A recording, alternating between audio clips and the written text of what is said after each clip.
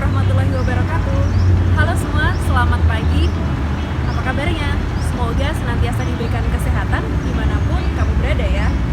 Izinkan saya taruh nama dia Laila Rahmawati Pratama, STB 4335, Prodi Manajemen Pemasyarakatan kelas B. Izinkan untuk memberikan penjelasan sekaligus pemaparan mengenai perlindungan anak dalam Undang-Undang Sistem Peradilan Pidana Khusus Anak. Nah, ikutin terus ya dan simak videonya.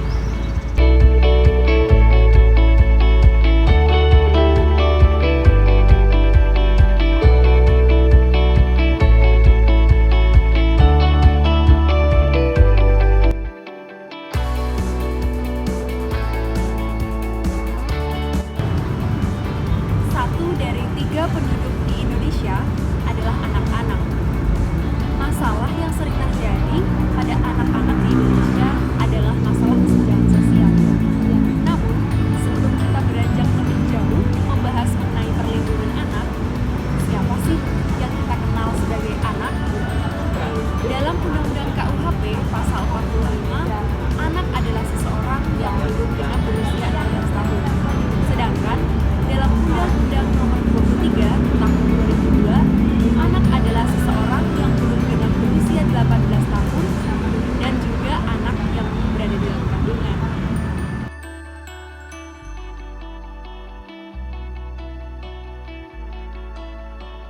Beranjak membahas mengenai anak di bawah umur, definisi anak di bawah umur adalah seseorang yang telah menginjak usia 12 tahun tetapi belum menginjak usia 18 tahun, serta dia dapat membedakan mana hal-hal yang dikategorikan melakukan suatu tindakan pidana yang dikategorikan dengan 3 kategori.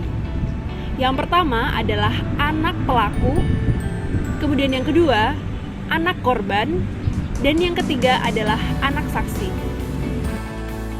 Undang-Undang Nomor 11 Tahun 2012 yang mengatur tentang sistem peradilan pidana anak atau sering kita sebut sebagai Undang-Undang SPPA adalah perubahan aturan dari Undang-Undang Nomor 3 Tahun 1997.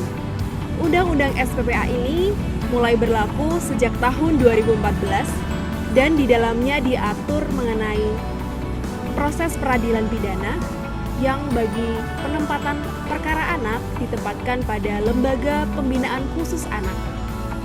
Yang tidak diatur sebelumnya di dalam Undang-Undang Nomor 3 Tahun 1997 adalah restoratif justice atau keadilan restoratif, di mana di dalamnya mengatur mengenai program diversi. Yang mana proses diversi adalah pengalihan penyelesaian perkara anak dari peradilan pidana keluar peradilan pidana yang diatur dalam pasal 1 Undang-Undang SPPA.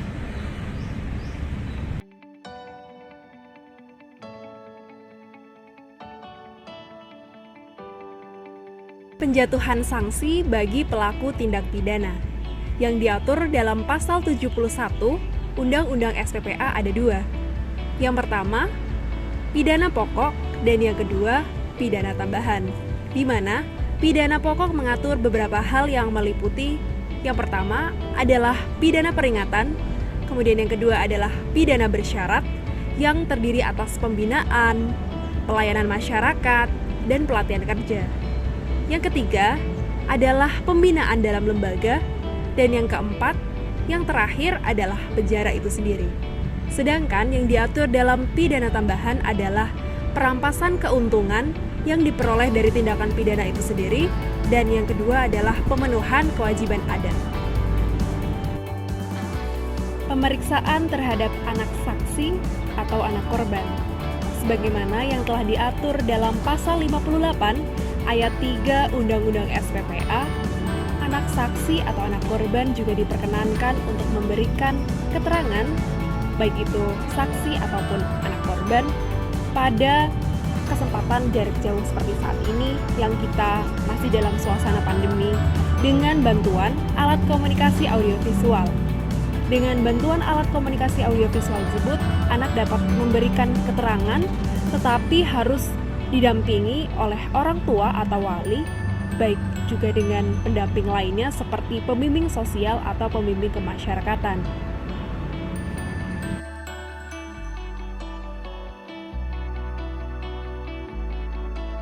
Undang-Undang SPPA memperbolehkan anak yang terlibat dengan tindak pidana atau yang kita kenal juga sebagai anak yang berhadapan dengan hukum, ABH, untuk mendapatkan bantuan hukum tidak terkecuali jenis tindakan pidana yang telah dia lakukan sebelumnya.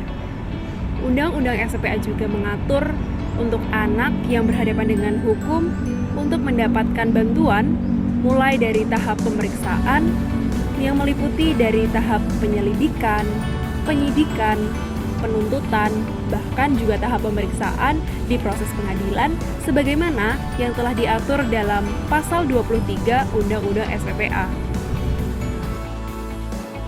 Apabila gagal terlaksananya proses diversi pada anak yang berhadapan dengan hukum, mungkin karena ada beberapa hal atau syarat yang tidak terpenuhi dalam proses diversi, seperti halnya ketentuan umur yang sudah melewati batas dengan syarat yang diberikan, atau mungkin terjadinya pengolakan tindak pidana atau residivis yang dilakukan oleh sang anak, maka anak yang berhadapan dengan hukum tersebut nantinya akan diberikan penempatan di lembaga pemasyarakatan, yakni di Lembaga Pembinaan Khusus Anak atau LPKA, yang mana lembaga pemasyarakatan tersebut harus menyediakan blok khusus bagi sang anak yang berusia 18 sampai 21 tahun yang sejalan dengan penjelasan pasal 86 ayat 2 Undang-Undang SPPA.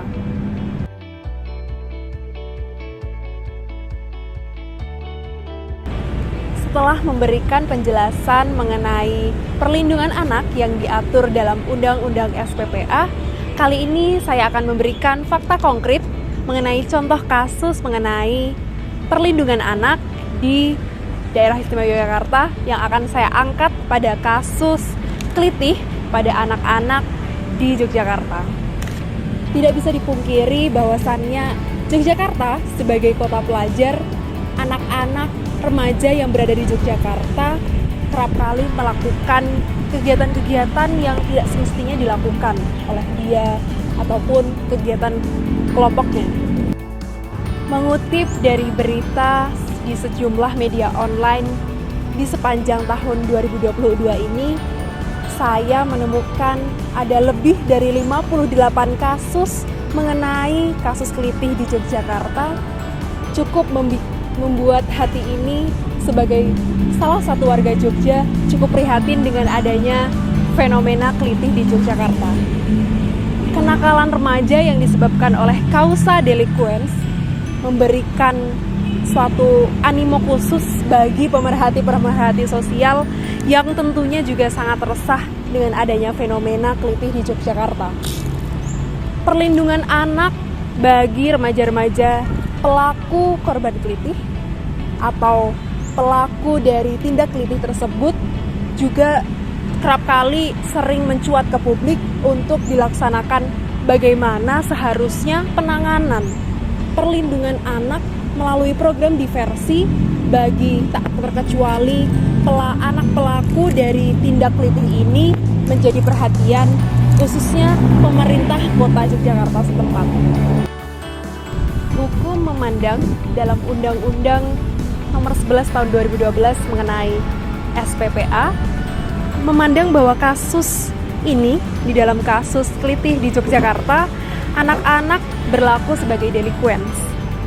Faktor-faktor psikologis yang berkaitan dengan hasrat-hasrat yang dirasakan oleh anak pelaku tindak pidana kelitih di Yogyakarta menyebabkan adanya agresivitas sosial sebagai pengekspresian sosial atau pengekspresian emosional dari sang anak untuk cenderung memiliki keinginan untuk melukai orang lain sebagai adanya pengakuan dari lingkungan sekitarnya. Itulah tadi pemaparan yang dapat saya sampaikan mengenai perlindungan anak dalam Undang-Undang Sistem Peradilan Pidana yang diatur dalam Undang-Undang Nomor 11 Tahun 2002. Semoga yang sedikit dari saya bisa memberikan manfaat bagi semua. Izinkan di sini, saya Taruna Madya Laila Rahmawati Pratama, STB 4335, Prodi Manajemen Pemasyarakatan, untuk menutupnya dengan sebuah pantun. Burung dara, burung cendrawasih, cari dulu ke Pulau Papua. Cukup sekian dan terima kasih. Semoga bermanfaat bagi semua. Wabillahi taufiq wal hidayah. Wassalamualaikum